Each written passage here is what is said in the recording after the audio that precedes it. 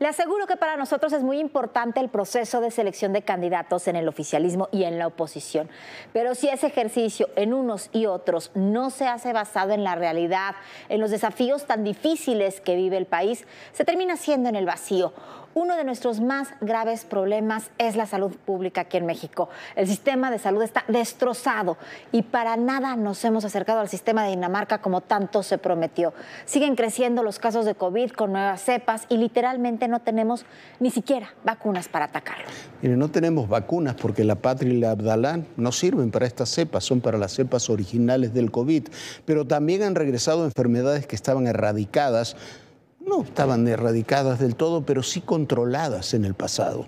Uno de los casos más notables es el dengue, que está creciendo en forma geométrica en todo el sur del país, al grado de que se acaba de expedir una alerta epidemiológica por parte de la Secretaría de Salud, que se escondió, no se ha difundido mucho.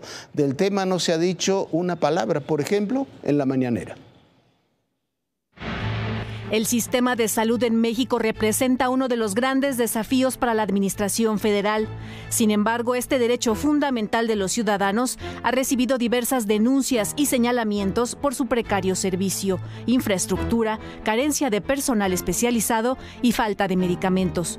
A esto se suman las malas decisiones del impresentable subsecretario de Salud, Hugo López-Gatell, quien entre varias cuestionables decisiones instruyó la paralización de Psicofarma, laboratorio al que la COFEPRIS impidió trabajar por más de 5 meses, dejando a millones de pacientes sin medicamentos para diversos padecimientos. Señor subsecretario Hugo López-Gatell, ¿es usted un inepto? Puede llegar este desabasto a cobrar vidas, un suicidio, un homicidio o un daño neuronal que sea completamente irreversible. A estos desafíos se suman enfermedades que estaban relativamente controladas como el dengue, pero que a fechas recientes se han multiplicado los casos. Es por eso que la Secretaría de Salud emitió un aviso epidemiológico en el que indica que hasta el 19 de agosto se registraron más de 11,000 casos en todo el país, pero con mayor fuerza en Quintana Roo, Veracruz, Yucatán, Puebla y Morelos. Medios locales informan que el incremento en el número de enfermos se debe al abandono de las medidas de prevención, fumigación, entre otros factores. Desde inicios de agosto, la Dirección General de Epidemiología de la Secretaría de Salud informó que los casos de dengue triplicaban los reportados en el mismo periodo de 2022. El dengue es la principal enfermedad transmitida por vector en el país.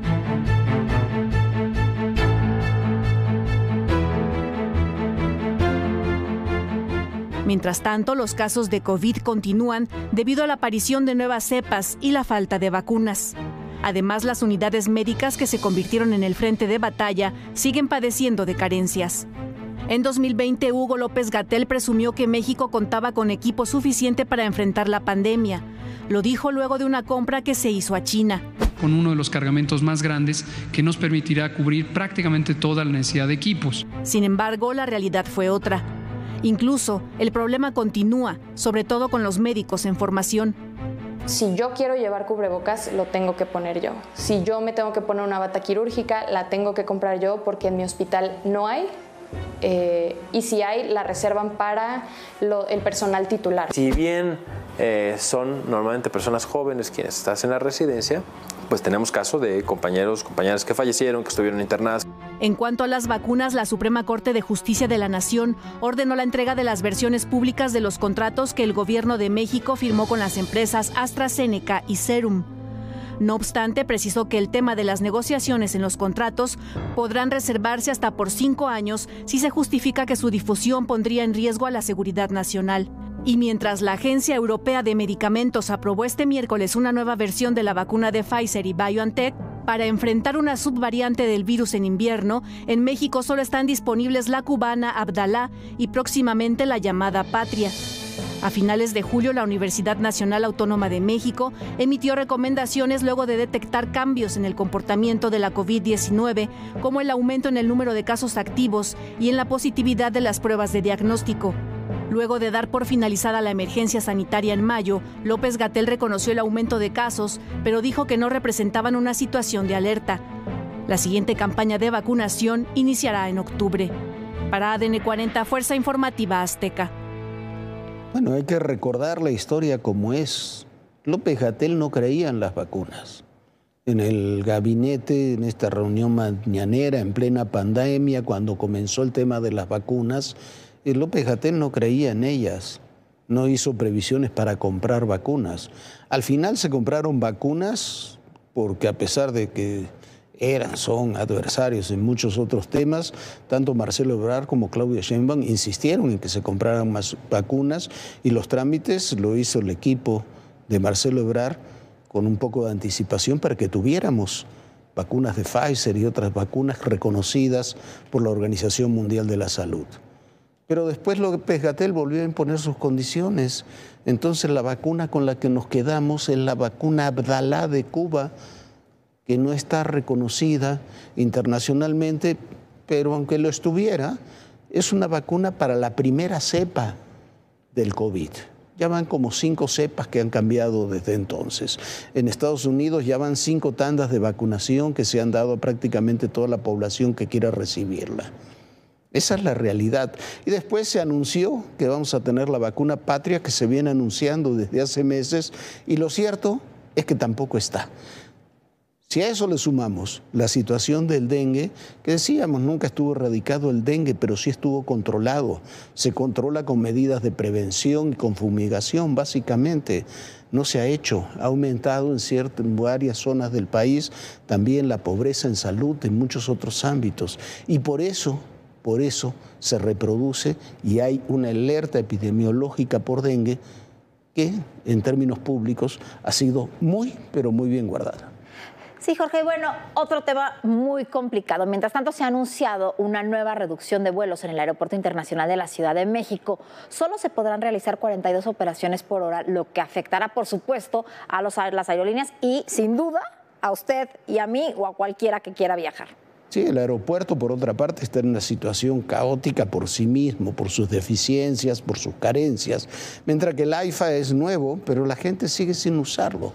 Esta medida de restricción de vuelos, lo mismo que el envío de toda la terminal de carga del Aeropuerto Internacional Benito Juárez al AIFA, es para tratar de darle vida al nuevo aeropuerto, que sigue aquejado de muchos problemas de comunicación y servicios, pero no se termina de atender lo principal, que es reconstruir buena parte del aeropuerto internacional, y no se hace porque no hay recursos. ¿Por qué?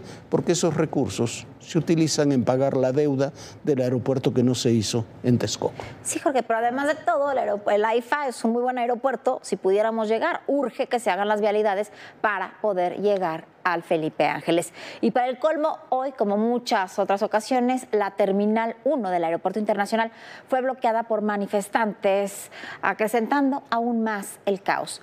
El error de haber cancelado Texcoco es cada día más evidente. Al Aeropuerto Internacional de la Ciudad de México le sobran problemas. No nos vamos a mover. Nos han pedido, pero no nos vamos a mover. La mañana de este jueves, cerca de 150 personas impidieron el acceso a la Terminal 1 del aeropuerto capitalino. Los inconformes pertenecen a una financiera a la que acusan de defraudarlos hace 7 años y que hasta hoy el gobierno federal no les ha dado una respuesta o solución para recuperar su dinero invertido. Y mientras esto ocurre afuera de la terminal aérea, al interior las cosas no lucen mejor. El 30 de agosto, el Diario Oficial de la Federación publicó la resolución que declara la saturación del Aeropuerto Internacional de la Ciudad de México y determina que el número máximo de operaciones por hora será de 43, distribuidos entre despegues y aterrizajes. Para la Cámara Nacional de Aerotransportes, Canaero, la medida solo implicará una cancelación masiva de vuelos, desempleo y un aumento en los costos de los boletos. Asegura que el problema de fondo no es la capacidad de operaciones por hora, sino la antigüedad de la infraestructura y el deterioro en el que se encuentra. La Asociación Sindical de Pilotos Aviadores también fijó su postura. Se hizo una reducción en septiembre del año pasado de 61 a 52 operaciones, 9 vuelos menos cada hora, multiplícalo por la cantidad de horas, va a haber desempleo. La Asociación Internacional de Transporte Aéreo, IATA, también se manifestó en contra de la decisión que calificó como unilateral y llamó a las autoridades a buscar conjuntamente medidas alternativas para evitar un impacto negativo en los pasajeros, las operaciones aéreas, el turismo y el cumplimiento de los compromisos internacionales adquiridos por el país. Por su parte, la Secretaría de Infraestructura, Comunicaciones y Transportes reportó que en lo que va del año se rebasó en más de 25 ocasiones el número máximo de pasajeros que pueden ser atendidos en el aeropuerto de la Ciudad de México. En un comunicado indicó que la medida será temporal y se mantendrá en tanto prevalezcan las condiciones de saturación. Lo cierto es que este es solo uno de los problemas que enfrenta el aeropuerto capitalino. La terminal aérea tiene una deuda de más de $4,000 millones. Estos recursos fueron emitidos en bonos para financiar el aeropuerto de Texcoco, que debido a su cancelación, el gobierno federal ordenó que el Aeropuerto Internacional de la Ciudad de México destinara toda su tarifa de uso aeroportuario, TUA, hasta 2047 para el pago de esa deuda.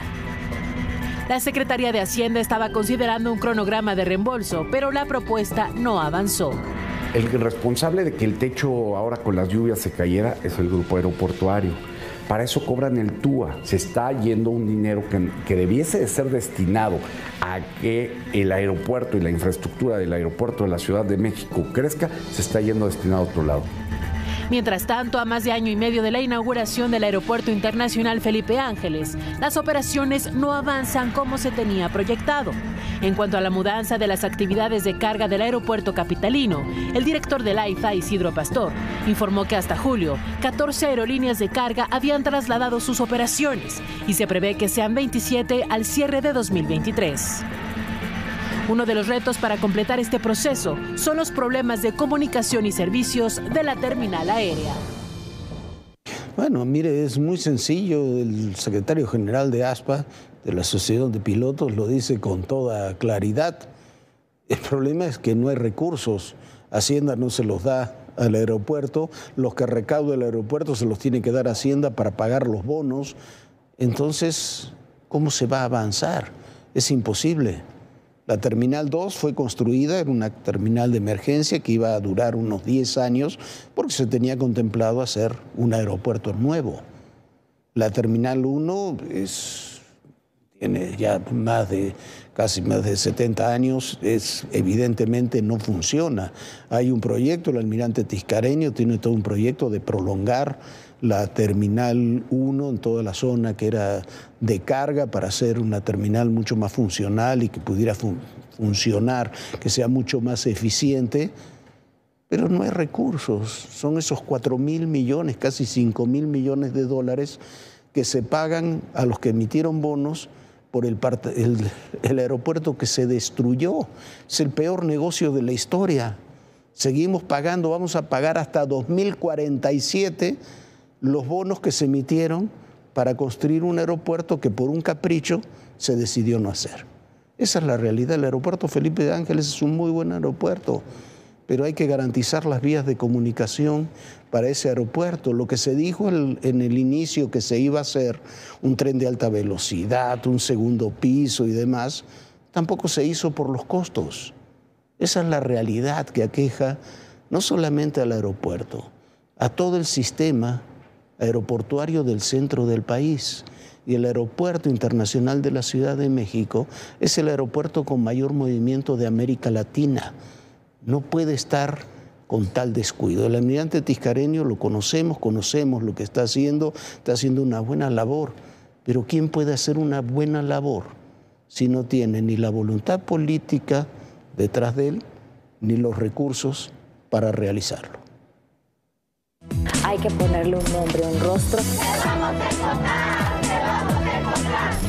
¿Y qué vienen? Todas las demandas internacionales. Una ciudad tan complicada como es la Ciudad de México. Ya llegamos a Aguililla, esta ciudad, la entrada a la Tierra Caliente.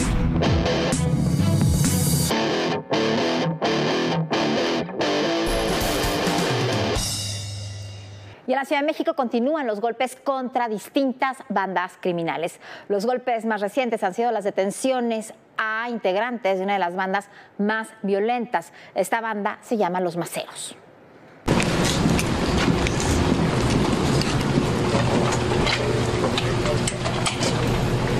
Así fue el traslado de Jesús N., conocido como Chucho Macero, presunto líder de los Maceros, detenido la madrugada de este 30 de agosto mientras circulaba por la colonia Copilco Universidad en la alcaldía Coyoacán. La Fiscalía Capitalina dio a conocer parte de las operaciones de Jesús N. Se le relaciona con la comisión de delitos de alto impacto en las alcaldías Magdalena Contreras y Tlalpan, así como actividades de narcomenudeo, cuyas drogas podrían provenir del estado de Morelos, lo que habría llevado también a una disputa con otros grupos delincuenciales como el Cártel de Tláhuac, los Rodolfos y los Gastones. Debido a las disputas con grupos rivales, los maceros eran considerados como principales generadores de la violencia. Además, Jesús N. está relacionado con diversas carpetas de investigación por delitos de posesión y comercialización de armas, tentativa de homicidio y lesiones por disparos. Al momento de su detención, tenía 199 dosis de marihuana, 400 de cocaína y cristal. La droga que distribuía al sur de la Ciudad de México era traída desde Colombia. En marzo pasado, fueron detenidos varios de los integrantes de los maceros, incluida una mujer señalada de ser la responsable de recibir los cargamentos de droga. En otro operativo realizado en la alcaldía Cuauhtémoc, fue detenido el líder de otro grupo criminal. Se trata de Luis Miguel N. Este hombre es identificado como líder del grupo Los Fortis. Cuenta con antecedentes penales. Las indagatorias en torno al grupo delictivo Los Fortis, integrado principalmente por una de las familias más antiguas y poderosas de la zona de Tepito, posiblemente se dedica al narcotráfico, narcomenudeo y extorsión, y se le considera como generadores de violencia en la zona centro, teniendo como base de operaciones una vecindad ubicada en la calle Libertad. Esta banda es rival de la Unión Tepito, que también ha sido mermada desde 2019. Según las investigaciones ministeriales, los Fortis se negaron a colaborar en 2010 con Edgar Valdés Villarreal La Barbie, entonces lugarteniente de Arturo Beltrán Leiva, por lo que la Unión Tepito tomó represalias y ese mismo año asesinó a la entonces líder del grupo, María Teresa. Para capturar a Luis Miguel N., se llevó a cabo 2 operativos simultáneos, tanto en la colonia Morelos como en la colonia Peralvillo.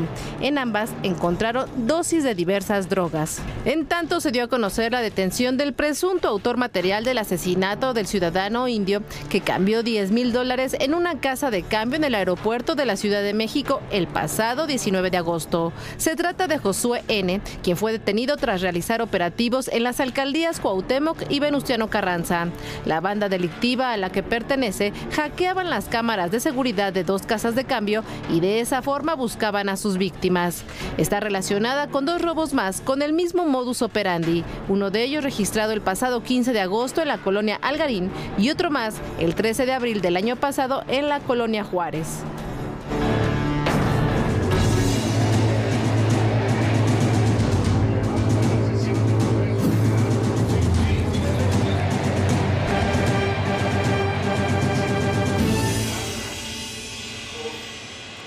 Y en el Frente Amplio por México cancelaron la votación del próximo domingo. El comité organizador formalizó a Xóchitl Gálvez como ganadora de este proceso interno.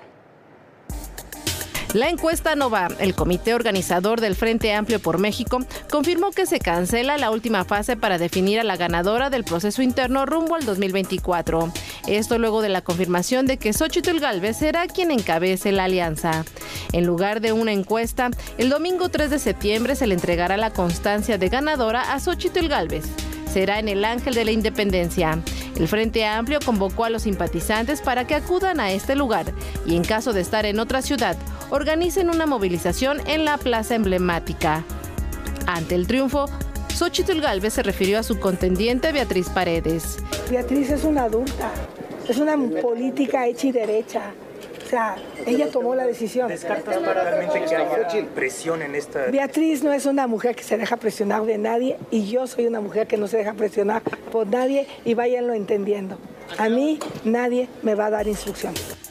Y en la sede nacional del PRI, Beatriz Paredes y Gálvez sostuvieron un encuentro con los presidentes de los 3 partidos, donde se pronunciaron por la unidad del Frente Amplio bajo la coordinación de la senadora panista. Más tarde, en redes sociales, Paredes dio un mensaje. Siempre he dicho que soy una mujer de misiones y no de puestos. Este es un momento para demostrarlo. En las encuestas oficiales no salí arriba, por un margen significativo. Ello y las decisiones del Comité Nacional del partido en el que milito me llevan a reconocer que el proceso no me es favorable. Así es la democracia. Y así fue recibida en el Senado. Con respeto y pluralidad le damos la bienvenida a la senadora Beatriz Paredes Rangel. Bienvenida, senadora Beatriz Paredes Rangel. Bienvenida. A la unidad se sumaron las bases priistas de distintos estados de la República, quienes a través de redes sociales se pronunciaron por su apoyo al Frente Amplio y a Xóchitl Gálvez. Es la primera vez desde su fundación en 1929 que el PRI no va con un candidato suyo en la disputa por la presidencia. Esta vez arropa a la alternativa de la alianza. El presidente López Obrador también habló del Frente Amplio. Y lo que vimos ahora, una comedia, una farsa. O sea, se les complicó un poco porque pensaron, ¿no?, de que con la publicidad se iba a inflar el globo, ¿no? Nunca se había visto esto en la historia, así, tan claro, tan descarado, porque ni siquiera terminaron su proceso, sino fue pura declinación. Bueno, uno siempre piensa que el presidente de la República es el presidente de todos los mexicanos, pero es el presidente que está en campaña por su partido. Y además eso de que nunca se había visto una selección así, habría que preguntarse en 2018 cómo eligió Morena como candidato a Andrés Manuel López Obrador, cuál fue la elección interna que se hizo. Pero bueno, ese es otro tema. Lo cierto, también Mario Delgado dijo algo parecido. Lo cierto es que lo que se tendría que preocupar, y no hablaron ni una palabra de eso, es del proceso interno de Morena, que está haciendo un proceso interno también, del cual muy probablemente va a salir Claudia Sheinbaum, como lo sabíamos desde hace un año. Lo cierto es que ese proceso interno, que tiene diferencias, se retrasa un día, terminará hasta el lunes 4 en lugar del domingo 3. ¿Por qué? Porque ha tenido muchos problemas. Mire usted, en los primeros 2 días se supone que cada encuestador, es una locura, pero cada encuestador tendrá que llevar a un representante de cada uno de los aspirantes. O sea, imagínese usted, llegan a su casa y llega el encuestador, más un representante del partido, más 6 representantes de los otros candidatos, 7, 8 personas para encuestarlos. Hay en algunas colonias donde yo creo que la gente no los va a dejar entrar, que se metan 8 personas a su casa. No se reunieron por eso mismo, no se reunieron la mitad de las brigadas, porque también se cambió los requisitos para participar como delegado de los representantes. En otros casos no llegaron, por lo menos el primer día, ni las urnas ni las boletas. Hay problemas, yo no digo que sea un fracaso ni remotamente este proceso, pero también es un proceso con problemas, como los podría haber tenido el Frente Amplio, que no hizo la encuesta, esa finalmente el domingo, porque eran mucho más los desafíos que tenía que las oportunidades, teniendo ya definida la elección. ¿Cuáles son las encuestas, las empresas encuestadoras espejo? Finalmente, esto es secreto, pero ya ha trascendido. Claudia tiene a Buendía y Márquez, que es la empresa que encuesta para el Universal. Dan a Focus Asesores, yo no la conozco. Manuel Velasco de las Heras de Motecnia, es una empresa muy conocida. Y Marcelo tiene a Rubrum, una empresa también muy conocida. Originalmente esa posición no era para Marcelo, la había ganado Monreal y la tenía con Ipsos Vinza. Para evitar una ruptura, lo que hizo Monreal, que para eso es un hombre sí muy inteligente, lo que hizo fue dejarle su lugar a Marcelo para que pusiera su empresa encuestadora. Pero esas 4 empresas son las que hacen las encuestas espejo. La encuesta importante, la que va a decidir quién es el candidato o la candidata, la hace la propia estructura de Morena, que es una estructura interna del partido, no una empresa externa. Así están las cosas. A ver cómo termina el lunes próximo todo este proceso interno en el oficialismo.